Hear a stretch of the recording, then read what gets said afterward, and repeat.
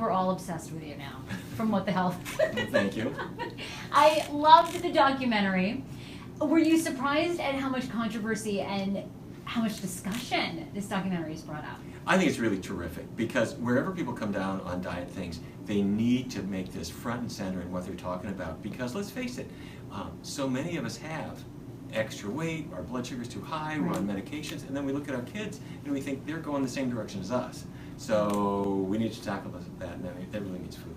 All right, I want to go through, before we kind of talk more in depth about how people can change their diet, there's probably 5 big things that I'm sure you've seen all the articles that debunking What the Health, these things are over-exaggerated or there's not enough research. So I want to go through those quickly and then we'll talk. One of the big ones, I think, was a statement that you had made that eating an egg a day is as bad as smoking 5 cigarettes. That wasn't me. But okay, well that wasn't you. But I'm happy to talk about it. Right, so that was a claim that was on the documentary. So what's your take on that statement? Cigarettes cause lung cancer and they increase your risk of heart disease. Now, eggs do something different. They don't cause lung cancer, but they have more cholesterol than any other food and a big load of saturated fat. Okay. And although some people have tried to make that go away and say, no, that doesn't really raise your cholesterol, the truth is it does. So when people eat eggs in the context of an otherwise really unhealthy diet, it's pretty hard to see that the egg affects them very much. But on the other hand, if you take people who aren't eating eggs and sausage and things and you put an egg in that person's diet, you can really see the effect. And it does raise their cholesterol, it really does. Okay, the other one was eating processed meat is as bad for you as smoking. That was the other one. What do your critics basically say that some cancers, like colorectal cancer, have been linked to eating meat, but that if really, in order to make that statement, you'd have to be eating processed meats every single day of your life. Cigarettes cause cancer in the lungs, and because the carcinogens are then excreted in the urine, they also cause bladder cancer. With processed meats, it's something different. The processed meats go into your intestinal tract, and that's where they cause the cancer. And the increase is substantial. This is not a trivial risk. If you have about a serving of processed meats each day, your risk of colorectal cancer goes up by maybe 18 or 20%. What if I had bacon for breakfast, pepperoni pizza for lunch, or a hot dog or something like that? That's 2 servings. Right there, 36% increase. This kills 50,000 Americans every single year. And if something is increasing your odds by 30-some%, you don't want that. But what if you're having bacon once a week? I think a lot of people saw What the Health and it's like, well, I have bacon on the weekends. Mm-hmm. Okay, so am I still doing a significant amount of damage? You know, if a person has a cigarette once a week, once a month, does it really hurt them? It's really hard to measure that it does. And if you're having bacon once a month, it's hard to really say whether that affects you very much or not. Problem is, once a month becomes once a week, which becomes twice a week, which becomes every day. And if you look at people's diets, these foods are part of their routine. I know most people are eating processed meat every day. Okay, drinking milk causes cancer. That was another claim in the film that a lot of people had a problem with. And there's, according to some of your critics, there's a single study, but there are not studies. And there's even some studies saying that dairy can actually reduce a woman's risk of cancer. Yeah, great question. It started with observational studies. The countries where there was the most milk consumed, they had the highest risk specifically of prostate cancer. Okay. So this is the most, or one of the most common cancers in men in most countries. And then within this country, researchers at Harvard started to say, could this be true right here? And they did 2 huge studies and showed in medical professionals, these are men who did not have cancer at the start of the study, those who consumed the most milk and other dairy products had substantially higher risk of prostate cancer compared to others. I'm talking between 30 and 60% increase in risk. That's bad because prostate cancer is already super common, and if it becomes 30 to 60% more common, you're talking about a very serious risk. It's not just that. We also know what milk does in your body. It increases the risk, or it increases the concentration of something called insulin-like growth factor. Okay. This will not be on the test. Okay. But this is a compound that in test tube studies, insulin-like growth factor causes cancer cells to grow. And you don't want that. Milk was designed by nature to help a baby grow rapidly. But you're already grown. So now milk can cause cancer cells in your body to grow rapidly too, and to spread. And that's something that nature never had in mind. Oh God, I know, that's so big. I'm going to give you one other thing. Yes. Many people are not aware of this, but milk comes from pregnant cows in most cases. I know. Yes, go on. So to keep milk production high, the farmer has the cows impregnated every single year, and a cow's pregnancy is about 9 months, similar to human pregnancy. Pregnant cows make estrogens that get into the milk. They're concentrated in the cheese, and it's only traces. But women previously treated for breast cancer, who are the biggest consumers of high-fat dairy, have 49% higher mortality from their breast cancer compared to the women who avoid those things. So doctors are now saying, wait a minute, milk was designed to grow a calf. Right. It's not designed for you. You're grown up. Right. So it's a cultural issue. Milk is not something that you need for health and should not have. The other big one was the association of meat and diabetes, and sugar and diabetes. So explain that to me, because I've watched many clips, and it seems as though sugar does not cause type 1 diabetes, but maybe it does type 2. What's the clarification? Because I feel like that was a big one. It's understandable that people would think, okay, diabetes means there's too much sugar in my blood, so I must have gotten it from eating sugar, and then if I just stop eating sugar, I won't have diabetes anymore. Wrong. Sorry. What we have found is that type 2 diabetes, which is the most common kind, comes from particles of fat that get inside the muscle cells and liver cells. Most people have never heard of this, but this is what we have found. When the muscle and liver cells are filled with fat, the sugar can't get in. Okay. And so the sugar builds up in the blood, and then you diagnose diabetes. The answer to it is to get the animal products out of your diet. That way there's no cheese fat or chicken fat getting into your cells anymore. And now the cells can function, and they can take that sugar out of your blood, and the diabetes improves or goes away. Many people have never heard of that, despite the fact that the research is very clear. It's been done at the best research centers and published in the best medical journals, and we clearly know how to make this disease improve. So why do you think, I mean, you know, this documentary really brought to light so many of these things, like diabetes and discussing cholesterol, that I guess we had never really seen. And in the film, it talks a lot about the dairy industry, the meat industry, spend a lot of money marketing to us and almost confusing us. They sure do. And so, I mean, your years of seeing that, how hard is it to change your patients' perspectives? The food industry, these are smart people who have a lot of money to spend. Right. And increasingly they are spending it on research studies to try to prove that their products are safe. And if you do research studies in certain ways, for example, an egg will raise cholesterol compared to not eating an egg, but maybe it won't raise your cholesterol too much compared to eating sausage. So I can make the egg look safe compared to something that really wasn't safe anyway. They do a lot of research studies that can confuse people, and I feel your pain. It's really hard to sort that out. Well, it does, and I think to me, one of the most fascinating parts was it's like there's so much of this kind of trickery in the marketing that you kind of give up and you go everything in moderation, which is the person that I think I am. But I thought in the documentary it was great because you guys were saying that's not a really good strategy though, right? So even if you're eating some of these things in moderation, I'm assuming over time, all of it adds up, right? A lot of people have the idea of everything in moderation. Yeah. Everything in moderation, that's advice for healthy things. Okay. So let's say your 7-year-old daughter likes playing the violin. After about 6 hours, you got to say, you also need to eat dinner. You also need to study. Keep it in moderation. Or your child likes nothing but broccoli. That's all I want all day. Wait a minute. Have it in moderation.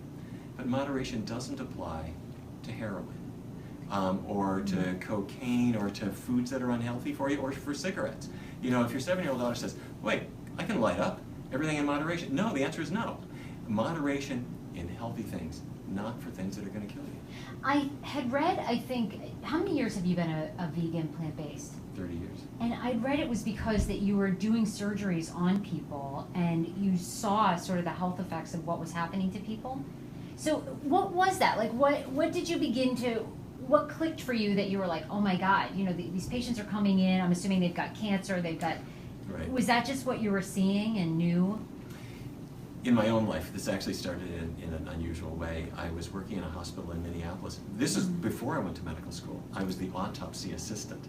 And we had a person who died in the hospital of a massive heart attack, and the pathologist that I was working with removed the ribs from the chest, and the heart was filled with atherosclerotic plaque.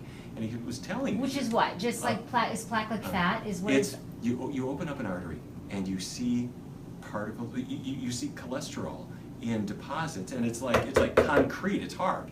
Wow. And it narrows the artery.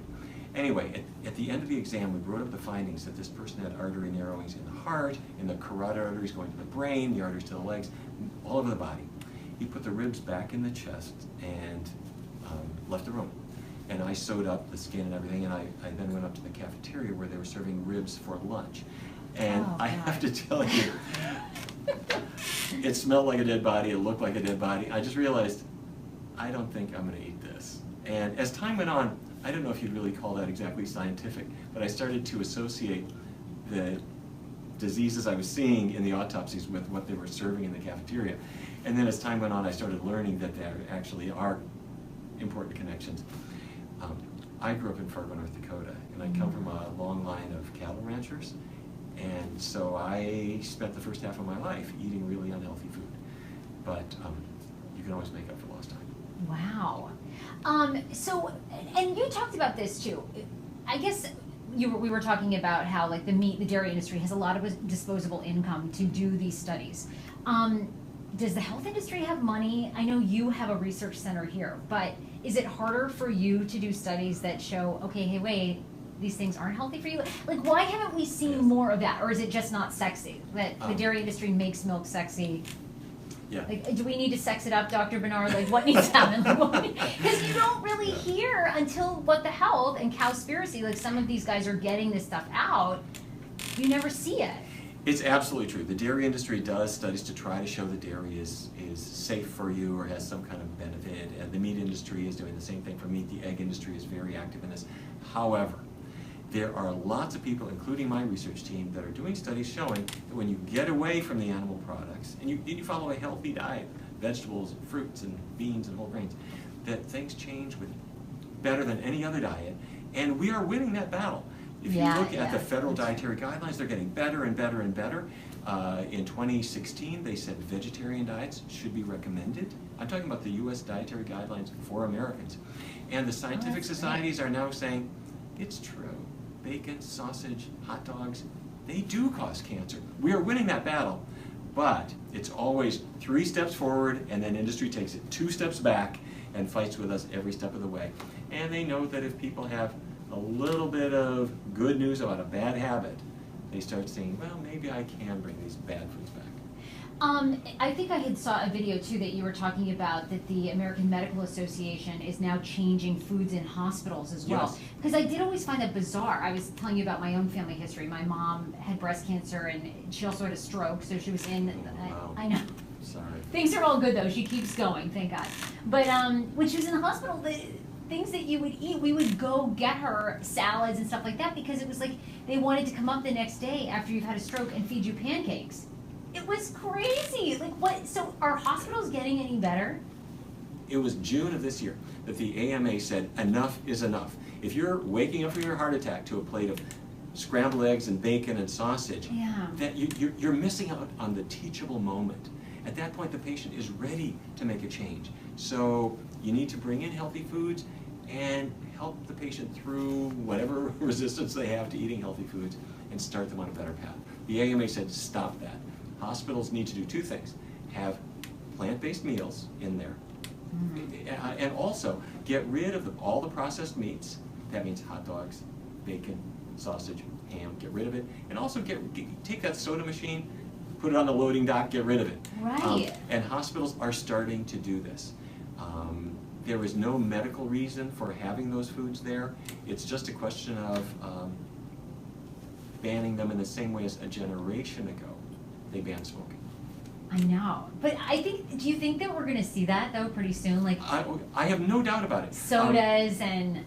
I'm going to confess something to you. Oh, good. I Back love that. in the early 1980s, I was a resident at the George Washington University Hospital, and I walked into our gift shop and I bought cigarettes. I opened the pack and I smoked them. On the way to the doctor's lounge, and my head of surgery was smoking too. Probably while doing surgery, right? Luckily not while doing surgery. Now, we weren't stupid. We knew it caused cancer, but we knew we had to stop at some point. And at some point, the time to stop is now. And we did, and we banned smoking for the whole hospital. We threw cigarettes out of the gift shop, and we were right. That's where we are now with food. We have to make that very same decision. The time is now. Yes, we all grew up with unhealthy things, meats and cheeses and so forth. That was part of our culture, but we know better now. And it's not just our own health that we're playing for, it's our kids' health. And if our kids grow up with the same habits we had, then just like 2/3 of adults are overweight now, 1/3 has diabetes or prediabetes now. Right. That's what we're giving to our kids. We can do better, and they can do better. Also, I was going to ask you, and then I have a couple more questions for people making the transition, because lots of our viewers, lots of my listeners have watched the documentary. They're now reading your material, so they're ready to make the change, but they have questions. The other big video that's out there is from this Dr. Z Mad Dog, who basically goes through the film and tries to debunk everything you guys say. And I've heard that he wants to debate you and Dr. The other doctor in the film, Mark Garth, I think is his name. Are you entertaining this at all? No. There is so much confusion out there, there's really no reason to further it. That said, I'm more than happy to talk about the scientific evidence, and whenever we do research studies here, our findings are peer-reviewed, they're published in journals where we do get asked all the hard questions, and we have to be able to answer them. So yes, there are internet trolls, and a few of them even have medical degrees, and we kind of live with that noise, unfortunately. Yeah, Dr. Garth Davis, that's his correct name, and he's come out and been very active on social media, being like, look, because, I mean, have you been getting emails, and is this a very hot topic? I mean, people are very polarized, like, this is propaganda, you're promoting a diet. Well, people should promote a diet, and a generation ago, flip back, in the 30s and 40s and 50s, it was quite defensible to not have a position on cigarettes because we didn't have the research. But by the 1960s or 70s, if you didn't have a clear-cut bias that cigarettes were bad, you just weren't paying attention. Today, if a person doesn't realize that a plant-based diet is healthier than every other way to go, that's a person who just hasn't had access to evidence. Right. And there's a lot of noise and a lot of confusion out there, but we are doing our best to try to clear that up, because what's our alternative? Our alternative is to continue to have people who are not in the health that they want to be, who are paying a huge amount of money for medications and treatments, and their lives are cut short, and most of all, their families are hurt by that too. Oh, I know. You're not going to live forever. Devastating. You're not going to live forever, but let's use foods to help you live well as long as you can, to live the longest, healthiest life that you possibly can have for yourself and for your family. Okay, I am starting to be plant-based. It's a challenge. So a lot of our viewers have said, okay, I really miss things like cheese, meat. Sure. How do you get started, I guess? Because I think you see a documentary like this, you're very excited, you're very fired up, but then it becomes overwhelming. Yep. It's like I'm cleaning out my pantry, Yes. I'm ditching everything in the fridge. Okay, Good. oh Lord, what am I going to eat? How do you start to stay on it? Very easy. Here's how we do it. I've never seen anyone unable to do this. Step one. First of all, you have to understand why we're doing this. So if a person doesn't realize that fatty foods there's 9 calories in every gram of fat, and that's why I'm having trouble losing weight, they have to learn a little bit about it, about how nutrition affects them. And that's why we have books and websites and this movie. Okay, once you're ready to start though, the next step is take a week, 7 days. Okay. And during that time, don't take anything out of your diet. Don't quit anything, but experiment with vegan foods. Plant-based foods, okay. Breakfast, oatmeal, a little bland. So let me add some blueberries and strawberries and cinnamon and make it good. Pancakes, fine, but no butter on them. A little maple syrup, okay. Instead of the meat chili, I'll have the bean chili. So for 7 days, I'm just trying out my options. I'm going to the taco restaurant, can't have the meat taco, but bean burrito? Yeah, hold the cheese. So 7 days, try out my new options. Now, once you've got those options, take 3 weeks, 21 days, make it all vegan all the time. But that's easy because you already figured out the foods that you like. At the end of 21 days, you discover two things. You are physically healthier. You're losing weight. If you've got diabetes, your blood sugar is going down, your energy's better, your digestion has finally sorted itself out, your skin looks better. But the other thing is your tastes are changing, and the foods that you thought you couldn't live without just lose their appeal because you start to realize, you start, I just don't really want that anymore. So that's the amazing part, yeah. 7 days, try out the new foods, then a 3-week test drive. Okay. I call it a kickstart. And you can do it. It's 3 weeks that'll change your life. I've been doing it, like I told you, part-time, and I already feel a big difference. I have 2 final questions for you. One, I have a lot of female followers, and a lot of them have given up dieting. I've been one of those people. I went and saw a mindful eating therapist because I was so mixed up of being on the Atkins diet, Kashigo lean, and it kind of plays with your psyche if you're someone that's had a borderline eating disorder. Absolutely. So how do you tell men and women that have that past, like I do, where you kind of have this messed up relationship with food and you finally healed that, and this can feel like, am I going back to being on like Atkins, even though it's not? You know what I mean? How do you handle your mind? Great question. So many people go on a diet, and the diet is, I'm going to eat 500 calories a day less. So the dietitian gives me this diet. But you know what? By Wednesday, you are so hungry, you're ready to eat the sofa. And then you blame yourself. You say, there's something wrong with me, and you start binging. Or you go on a low-carb diet that tells you, don't eat any potatoes, don't eat any sweet potatoes, don't eat any beans, don't eat any pasta, don't eat any bread, don't eat any fruit. And you're losing weight because you're not eating all these normal foods. And then you feel guilty if you had a noodle or something like that. And people blame themselves, but let me tell you something. There's nothing wrong with you.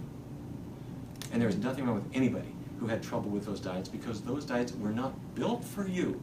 What your body is designed for is fruits and vegetables and beans and whole grains, these simple foods. And when you eat them without any calorie limit, without any carb limit, and you eat them in the way that nature is bringing them to you, you go through an adjustment because we've all been kind of seduced by these sugary, salty, other kind of products. But what you discover is that it's like having a car that takes unleaded, but you've been putting diesel in it all this time. When you put into your car the fuel it was designed for, suddenly it works. It drives better. Your body drives better too when you give it the fuel it's designed for, and that comes from plants.